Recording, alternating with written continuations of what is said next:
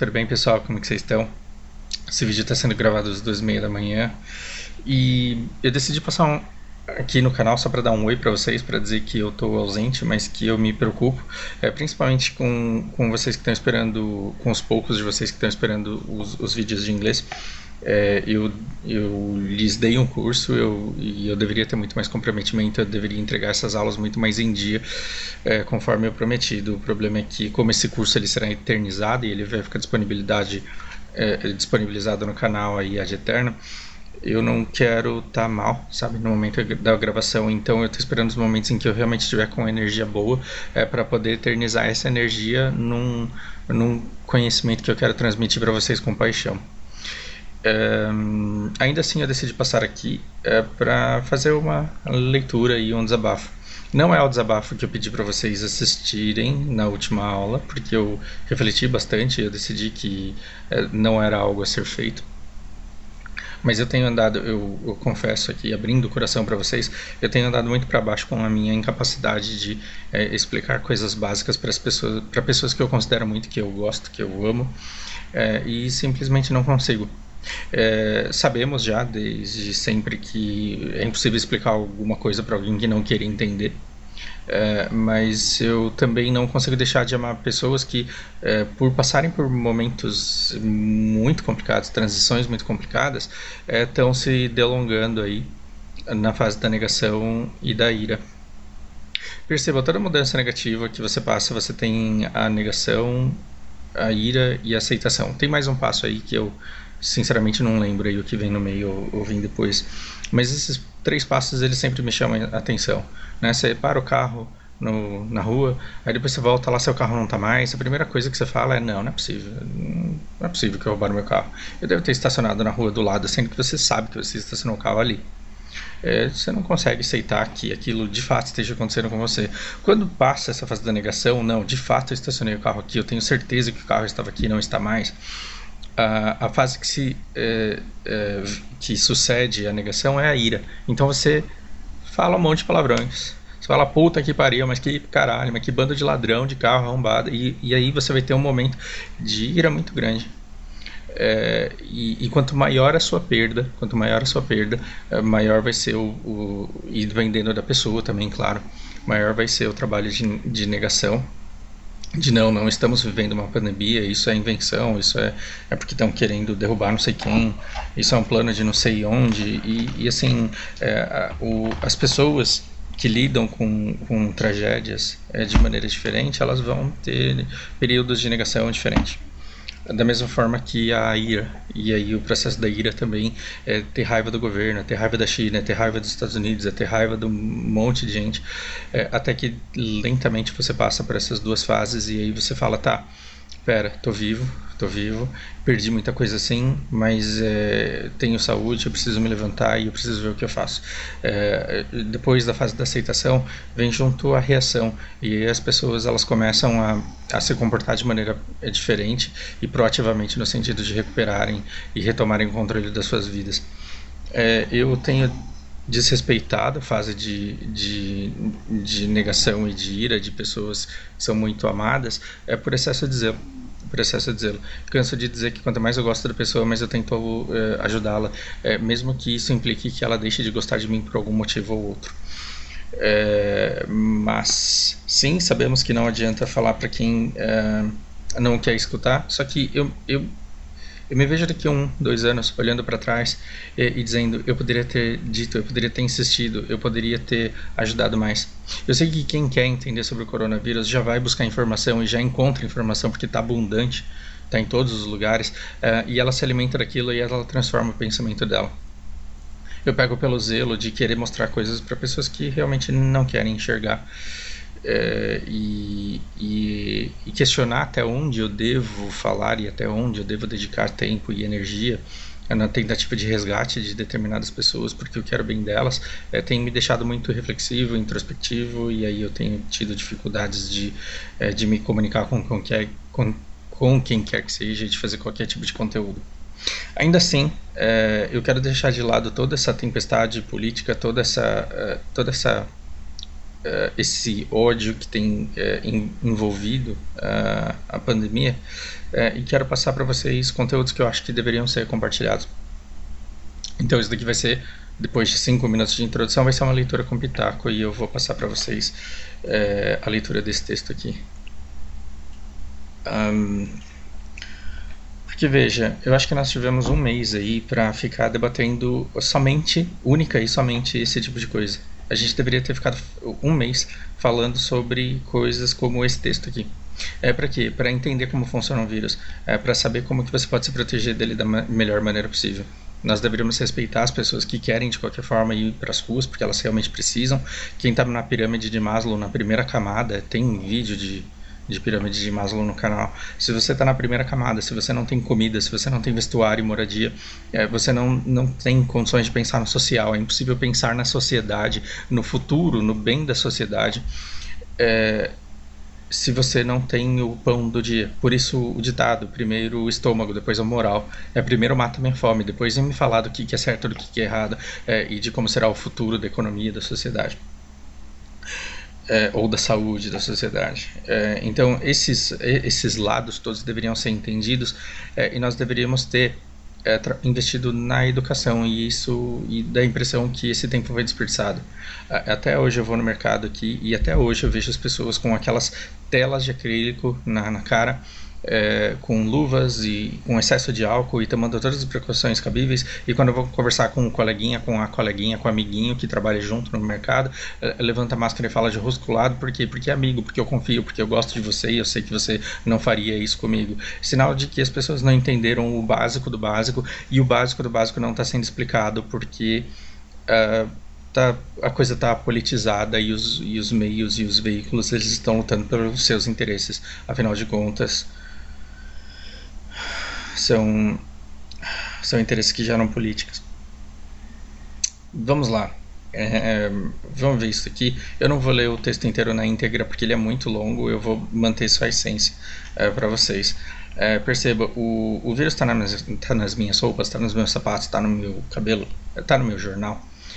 E perceba, todo mundo sabe que tem que usar álcool gel, todo mundo sabe que tem que usar máscara, mas sabe por quê? Lembra daquele imaginário que eu mencionei com vocês, que eu tenho a impressão que na cabeça de muitas pessoas, a gente enxerga como vírus como uma criaturinha de braços, pernas e asas, e uma cara de malvado, e olhando para você nos seus olhos e falando, vou te foder, vou te lascar. E na verdade não, ele não é, ele é um ser vivo que não tem sequer consciência de si, né? Ele não sabe que ele existe, ele só tem um código que funciona, e uma membrana que funciona de maneira mecânica.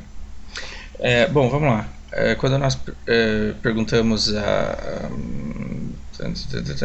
enfim, muitas pessoas estão com medo se os vírus estão em suas roupas, nos seus sapatos, nas suas correspondências e até nos jornais. Bem, a gente conversou com infectologistas, e aí o que nós descobrimos: eu tenho que trocar de roupa ou tomar banho quando eu volto do mercadinho ali. E olha que engraçado, para muitos de nós que estamos praticando o distanciamento social e fazendo apenas visitas ocasionais, saídas ocasionais para mercadinho e para farmácia, os experts eles concordam que não é necessário trocar de roupa ou tomar banho quando você volta para casa. Você deve, no entanto, sempre lavar suas mãos. É muito importante que você lave suas mãos. E o que é melhor? Estou adicionando algumas coisas. Água e sabão ou álcool gel? Água e sabão é melhor em desengordurar o negócio, né? Muito mais eficiente. Quando você espirra, quando você tosse, aliás, é verdade que quando alguém espirra ou tosse, ela emite gotículas virais, gotículas carregadas de vírus, com partículas pequenas no ar. Mas a grande maioria dessas partículas elas vão cair no chão. Estudos eles mostram que algumas podem flutuar no ar por até cerca de meia hora. Mas elas não se enxameiam, elas não viram enxame como se fosse um monte de mosquito, e elas são muito muito improvável que elas colidam com as suas roupas. E o motivo pelo qual não colide com as suas roupas é uma coisa mecânica, é uma coisa aerodinâmica, né, por conta da aerodinâmica. Então veja, vou pular essa parte para a gente não perder muito tempo, mas basicamente, se você está correndo de carro, a probabilidade de você acertar um vírus porque você está se locomovendo muito rápido e o vírus ou o mosquito ele bater no seu para-brisa é muito grande. Porém, quando a gente anda muito devagar e a gente desloca o ar na nossa frente, né? Então, ao andar, você está empurrando o ar que está na sua frente. Então, o vírus que estava vindo na sua direção, ele é empurrado pelo deslocamento de ar que você causa com o seu corpo. Logo, pura aerodinâmica, ele dá volta na sua roupa e ele não necessariamente colide. Aí você fala, não, mas por que você usa máscara? Sim, quando alguém espirra diretamente, aí essas gotículas elas podem acertar você, elas podem acertar o seu rosto. Basta que você, não precisa nem colocar a mão em mucosa, não, basta que você passe na pele do seu rosto e você pode acabar absorvendo isso. Então é uma barreira física, e aí tem gente que fala assim, não, mas o vírus ele é tão microscópico que ele pode passar pela sua máscara. Só que aí quando você leva em consideração que ele não tem olhos, ele não tem asas, e ele não vai olhar e falar, ah, danada, vou desviar desse tecido aí e entrar bem no buraquinho, como ele não tem esse pensamento, a probabilidade dele parar no tecido é muito grande. Então você está criando uma barreira física que, primeiro, vai fazer com que o vírus muito provavelmente pare ali, e segundo, vai impedir que você toque o seu nariz, a sua boca, alguma mucosa ou a própria pele, com o vírus fazendo com que ele entre no seu corpo.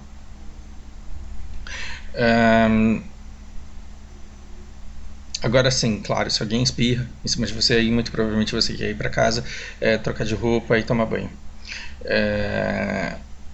Depois eu tenho aqui, existe uma chance de que o vírus ele possa estar no meu cabelo ou na minha barba.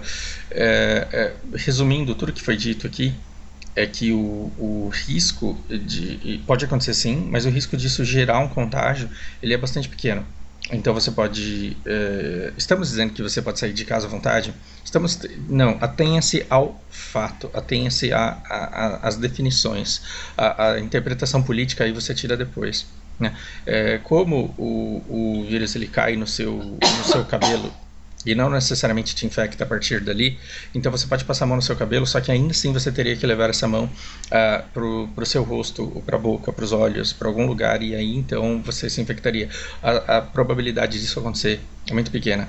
Então eu uso máscara principalmente porque eu tenho mania, vocês que acompanham o meu canal, vocês sabem, eu não estou gravando meu rosto porque eu tô com uma aparência horrível, mas eu tenho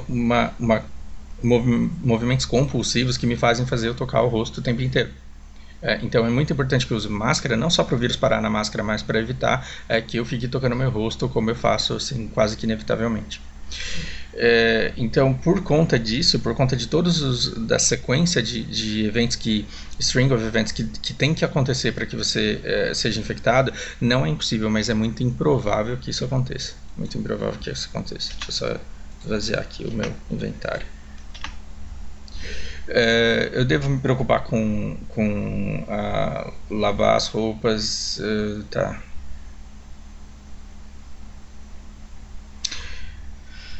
Bom, em relação à parte da lavagem, é uma coisa que você não deveria se preocupar. Lave normalmente como você deve fazer. Tem uma parte em que eles falam que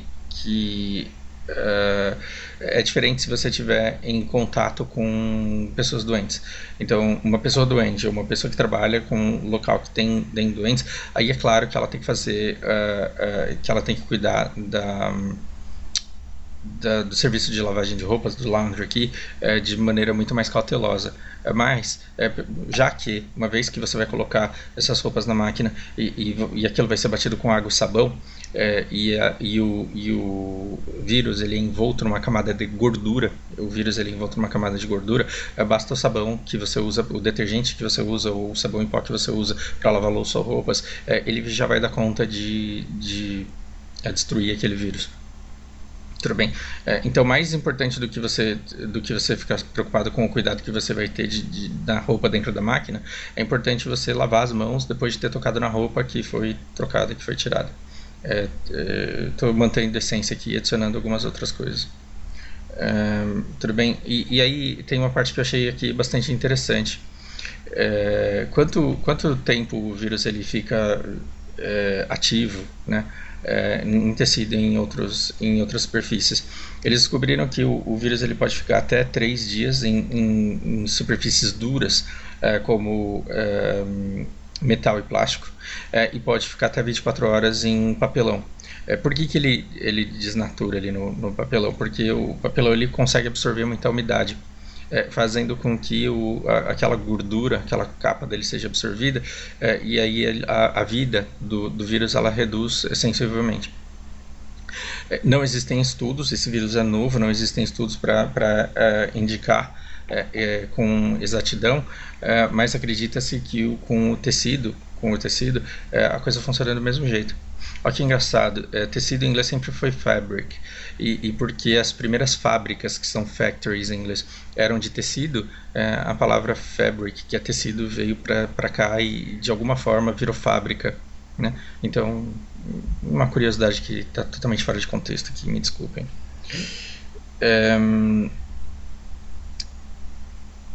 O que eu quero? Bom, eu deveria me preocupar a respeito de e-mail, de correspondência, jornais, e aqui se aplica da mesma forma. A hora que você for abrir, veja, a hora que você vai abrir correspondência, é importante que você jogue lá o envelope fora e descarte, e aí depois então lave as mãos, porque você pode ter contato com o vírus que recém caiu ali. Se você puder deixar essa correspondência descansar por 24 horas, você não precisa mais, porque aí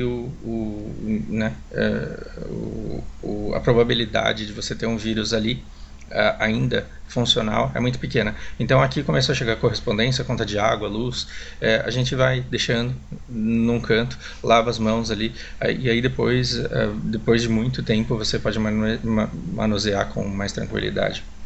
Esse tipo de informação ele é preciosíssimo. Por quê? Porque ao invés de ficar brigando se a gente tem que ficar em casa ou não tem que ficar em casa, ao invés da gente ficar brigando se o vírus existe ou não existe, deveria ter sido feito um investimento massivo para que pessoas tivessem acesso a esse tipo de informação, para que elas começassem a ver o vírus não como uma coisa fruto da fé.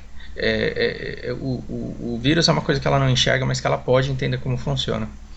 Muitos trabalhos educativos poderiam ser feitos nesse sentido, mas quando interesses políticos antagônicos fazem com que a gente perca tempo discutindo se o negócio existe ou não existe, se tem ou não tem que determinada coisa, as pessoas elas debatem uma pandemia de maneira passional. E essa pandemia ela não é uma questão de opinião, é uma questão de realidade. E aí a nossa fase de dificuldade de aceitação, a nossa ira, a nossa negação da coisa, ela está sendo muito explorada com fins políticos, e eu acho que isso vai ser muito estudado no futuro, na história, quando a gente olhar para trás e enxergar esse período.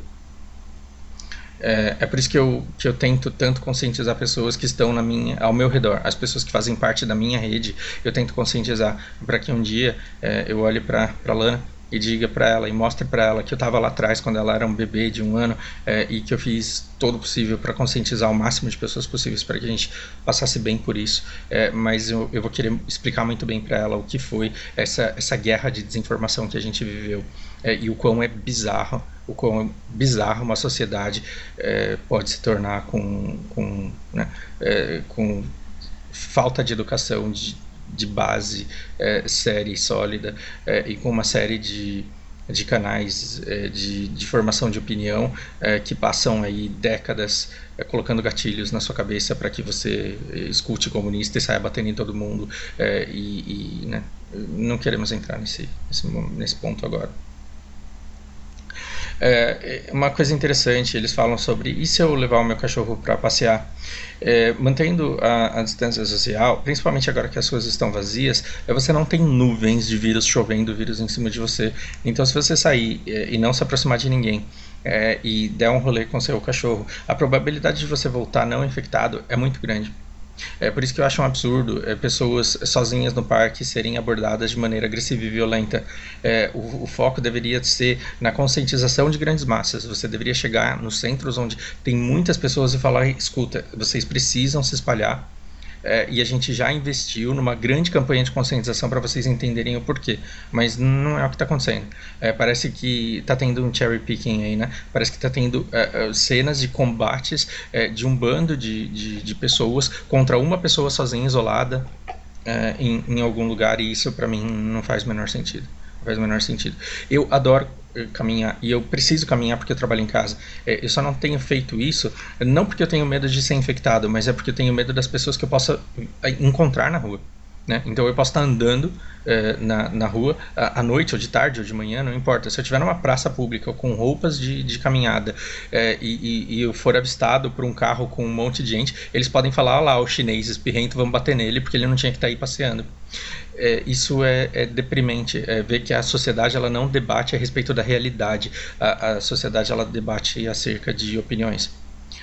Então é somente uma aglomeração de pessoas. Agora, sim, somos todos amigos, vamos todos correr juntos, aí é um comportamento de risco muito grande, porque quem garante que daquele grupo não teve contato inconsciente com alguém acabou contraindo isso, e aí está espalhando o vírus na fase assintomática ainda da doença. Uma outra coisa que eu achei legal é em relação aos sapatos. Os japoneses eles saem na frente porque eles já andam em casa sem sapatos. Aqui em casa também a minha família tem esse hábito. Então a gente tem uma sapateira, chega de fora, coloca os sapatos da rua na sapateira, e dentro de casa a gente anda descalço, e aí esse chão é constantemente limpo. A bebê ela anda, ela encosta mão no chão. Um bebê de 10 meses inevitavelmente vai levar essa mão à boca, e esse trabalho de higienização ele precisa ser muito bem feito. Um ponto bom, eles pregam essa tentativa, não é em toda casa que dá para fazer isso, é claro. Mas uma coisa que não adianta também é ficar batendo sapato. Se você está com um vírus lá no seu sapato, é melhor que ele fique lá e morra depois de uns 2 dias, que você vai, sei lá, vai fazendo rodízio aí dos seus sapatos para deixar pelo menos eles descansarem 2 ou 3 dias. Tô tirando esse conselho da cabeça, não tem nada de científico nisso. Mas se você pega uma escova e vai limpar o sapato da poeira que está lá, porque você acha que aquilo pode causar algum problema, aí sim você pode mandar esse vírus pro ar e ter uma pequena remota, e ainda assim existente, a chance de acabar se contaminando por isso. Que tal? Que tal você e seus amigos pegarem todo esse ódio de todas essas brigas, todo esse negócio de chamar o outro que pensa diferente de você de burro? Que tal deixar essa briga de lado e começar a debater comportamento de vírus e discutir o que pega, o que não pega? E se fizer assim, contrai. E se fizer desse jeito aqui, não contrai. Então o que poderia ser feito para não contrair? Ao invés de ficar brigando, eu tenho que isso aí, eu tenho direito, eu tenho isso, eu tenho aquilo, por que não falando? E na hora de entregar a coxinha e pegar o dinheiro, o que é que pode contaminar? É esse tipo de debate que deveria ter acontecido desde o começo. Nós precisávamos de um líder, que viesse e dissesse: entendemos o lado de todo mundo, e a gente vai ter cuidado com as necessidades de todos, respeitar as necessidades de todos. Quem tem que ficar em casa, quem pode ficar em casa, deve ficar. Ao ficar, faz um bem enorme a quem não pode ficar em casa. Para quê? Para que você diminua a quantidade de gente na rua. Só que não adianta poucas pessoas saírem na rua e se comportarem mal. As pessoas têm que sair na rua e se comportarem bem. E todas as pessoas são boas. Se você for convencido que o cara que vota no outro candidato, no outro político, que gosta do outro partido, é demoníaco, você foi enganado. As pessoas são todas boas. Todas elas, dentro de sua limitação, acreditam estar fazendo o melhor por si, pelos seus familiares e pelo seu país. Então, a partir do princípio que a pessoa é ruim, acusá-la de ser ruim, acusá-la de ser iníqua, não vai fazer com que ela se conscientize de absolutamente nada. Então, deixar as paixões de lado e lutar pelo conhecimento que pode fazer com que você deixe de contrair um vírus e passar para sua família inteira, talvez seja a coisa mais interessante de se fazer agora. Bom, reflitam aí e me digam o que vocês pensam. Eu sou péssimo para responder aos comentários de vocês, e eu gostaria de dizer para vocês que deixaram de comentar que eu sinto falta, eu sinto saudades. E eu espero que isso seja útil, que proponha reflexões. Eu espero que vocês estejam bem, saudáveis, seguros, e com equilíbrio emocional. Até a próxima.